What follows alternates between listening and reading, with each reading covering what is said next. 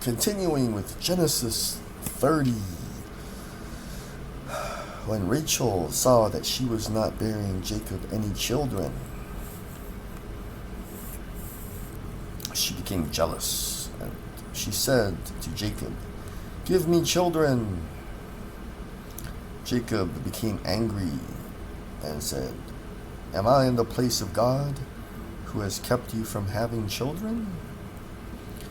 Then she said, "Here is Bilhah, oh, my servant." So, it's sad to talk about, but remember Abraham and Sarah. Sarah could not have children, so Rachel said, "Here is Bilhah, my servant. Sleep with her so that she can bear children for me, and I too can build a family through her." So she became pregnant, Bilhah, and bore him a son, and his name was Dan. Rachel's servant Bilhah conceived again, and another son. His name was Naphtali. When Leah saw that she had stopped having children, she took Zilpah and gave her to Jacob. And Zilpah had another son, and they named him Gad. And Zilpah bore another son for Jacob, Asher. During the wheat harvest, Reuben, that's the oldest, went out into the fields and found some mandrake plants, which he brought to his mother, Leah. Rachel said to Leah, "Give me some mandrakes." But Leah said to Rachel, "Wasn't it enough that you took away my husband? You're going to take my mandrakes too?" "Very well," Rachel said. "He can sleep with you tonight in return for mandrakes." So when Jacob came in from the fields that evening, Leah went out to meet him. You must sleep with me, she said. "I have hired you with my son's mandrakes." God listened to Leah, and she became pregnant again, because earlier it said that she stopped having children. She became pregnant again and bore Jacob a fifth son, and they named him Issachar. And Leah conceived again and bore Jacob a sixth son, and they called him Zebulun. Sometime later she gave birth to a daughter and named her Dinah.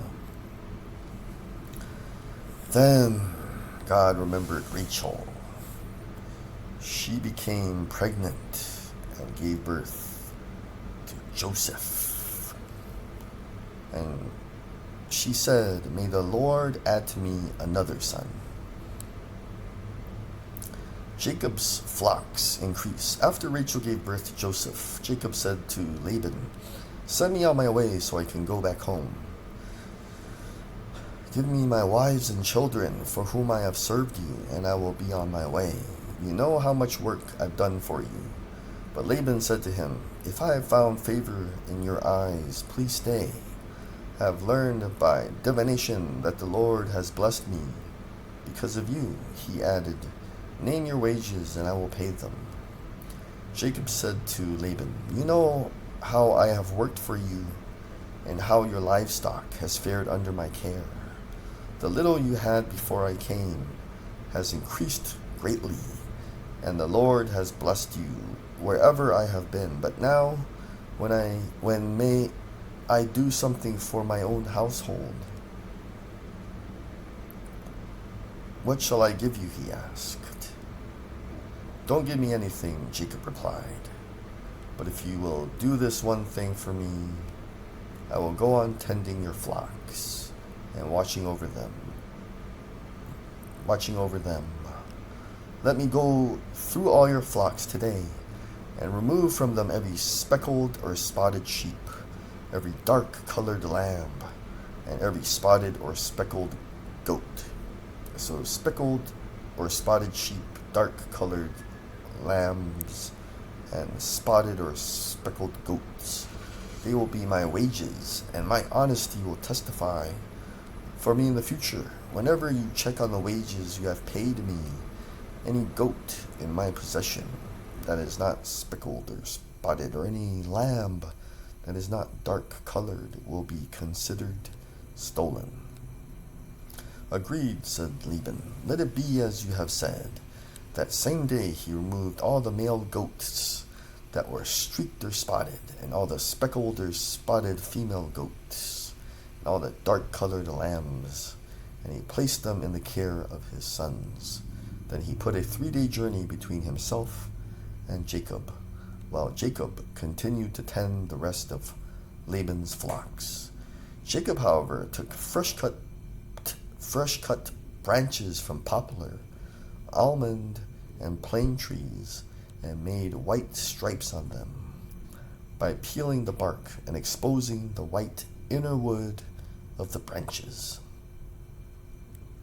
Then he placed the peeled branches in all the watering troughs so that they would be directly in front of the flocks when they came to drink.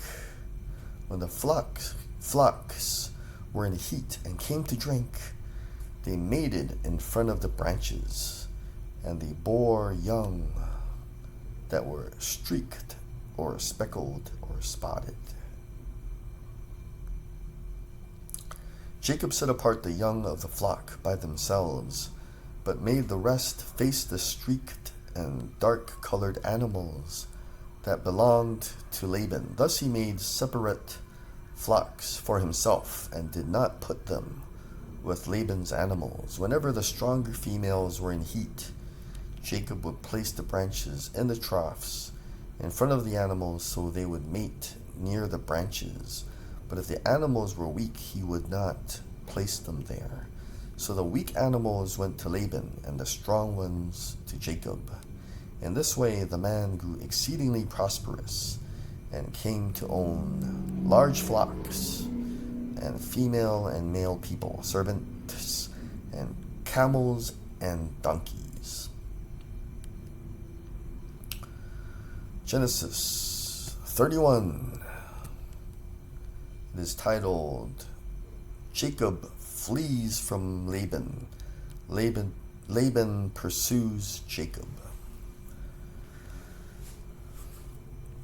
Jacob flees from Laban. Jacob heard that Laban's sons were saying that Jacob has taken everything our father owned, and has gained all this wealth from what belonged to our father. And Jacob noticed that Laban's attitude toward him was not what it had been.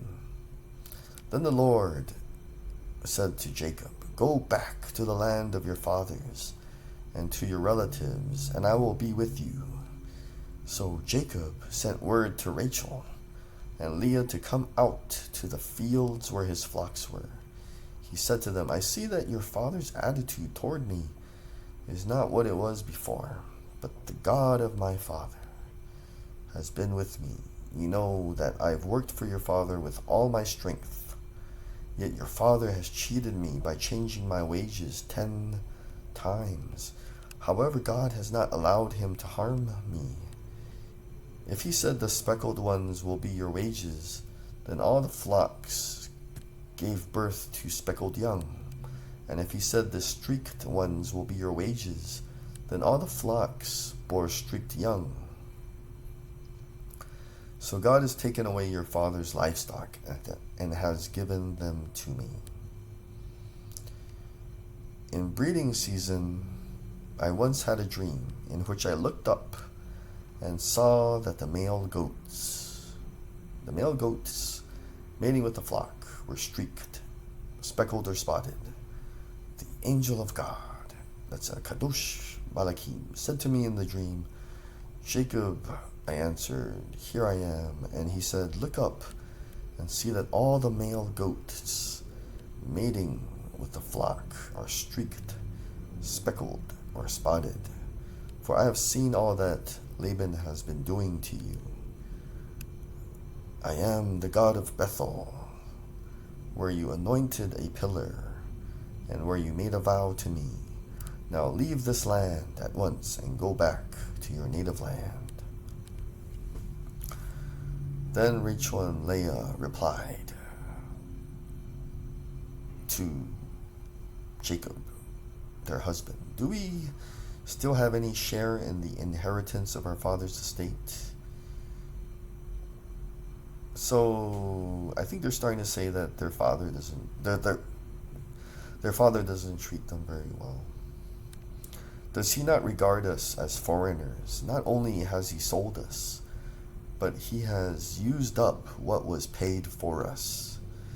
Surely all the wealth that God took away from our father belongs to us and our children. So do whatever God has told you." Then Jacob put his children and his wives on camels, and he drove all his livestock ahead of him, along with all the goods he had accumulated in Padan Aram, to go to his father Isaac in the land of Canaan. When Laban had gone to shear his sheep, Rachel stole her father's household gods. I studied what these things are. They're called teraphim. They're just these little statues that are usually valuable. They're ceramic, or sometimes they're like a precious stone, made of precious stone, or they could be made of silver or gold. So she's just stealing something valuable from her father. Moreover, they're like these little statues again. Moreover, Jacob deceived Laban, the Aramean, by not telling him he was running away. So he fled with all he had, crossed the Euphrates River, and headed for the hill country of Gilead. Laban pursues Jacob. On the third day, Laban was told that Jacob had fled. Taking his relatives with him, he pursued Jacob for 7 days and caught up with him in the hill country of Gilead. Then God came to Laban the Aramean in a dream at night and said to him, "Be careful not to say anything to Jacob, either good or bad." Jacob had pitched his tent in the hill country of Gilead when Laban overtook him, and they were camped there. Then Laban said to Jacob, "What have you done? You tricked me. Took my daughters like they were captives of war. Why did you run off secretly? Why didn't you tell me so I could send you away with joy and singing to the music of timbrels and harps? You didn't even let me kiss my grandchildren and daughters goodbye. You have done a foolish thing. I have the power to harm you, but last night the God of your father said to me, 'Be careful not to say anything to Jacob, either good or bad.' Now you have gone off because you long to return to your father's household. But why did you steal my statues, my gods?" Jacob answered Laban, "I was afraid because I thought you would take your daughters away from me by force.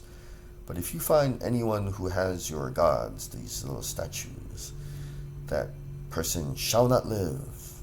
In the presence of our relatives, see for yourself whether there is anything of yours here with me, and if so, take it." Now Jacob did not know that Rachel had stolen the gods, these statues. So Laban went into Jacob's tent, and into Leah's tent, and into the tent of the 2 female servants, but found nothing. After he came out of Leah's tent, he entered Rachel's tent. Now Rachel had taken the household gods, put them inside her camel's saddle, and was sitting on them. Laban searched through everything in the tent, but found nothing. Rachel said to her father, "Don't be angry, my lord, that I cannot stand up in your presence. I'm having my period, So he searched but could not find the household gods. Jacob was angry and took Laban to task. "What is my crime?" he asked Laban. "How have I wronged you that you hunt me down? Now that you searched through all my goods, what have you found that belongs to your household? Put it here in front of your relatives and mine, and let them judge between the two of us."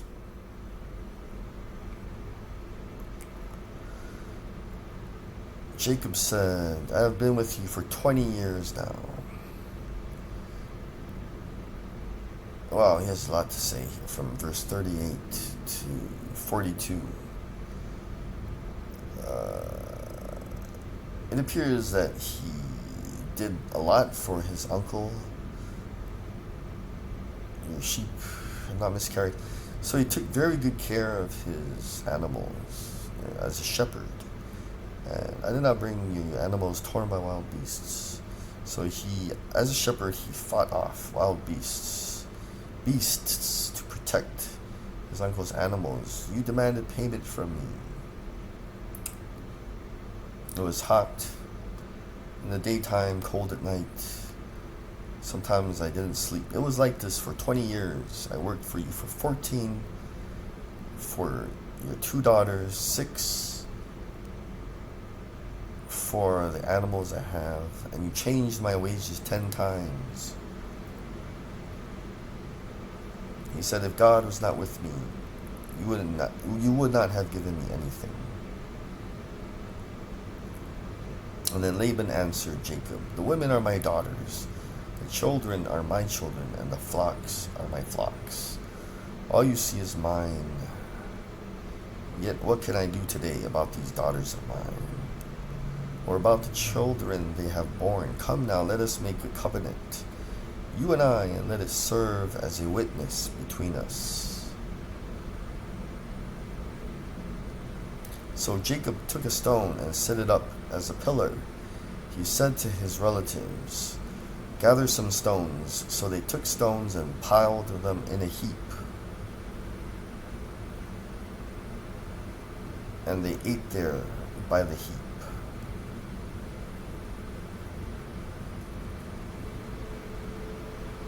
Laban called it Jegar Sahadutha, and Jacob called it Galid. Galid means witness heap.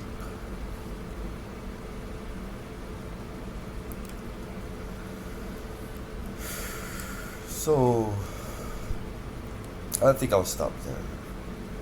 They just vowed not to hurt each other. And then Laban said goodbye.